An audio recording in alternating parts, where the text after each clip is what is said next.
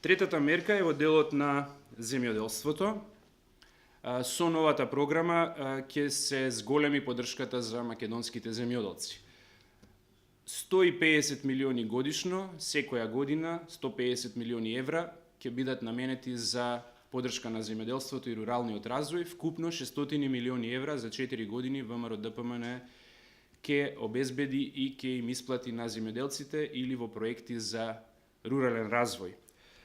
Второ, за дополнителна поддршка на земјоделството и посебно на сточарството ќе го намалиме данокот на додадена вредност за сточна храна од 18 на 5%, како и за жив добиток.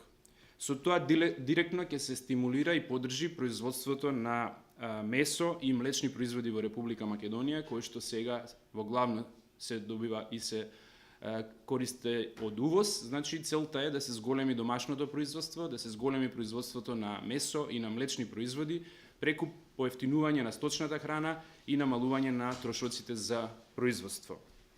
Трето што е битно за земјоделците, за проширување на површините на земјоделските површини што се наводнуваат, ќе се градат голем број на хидросистеми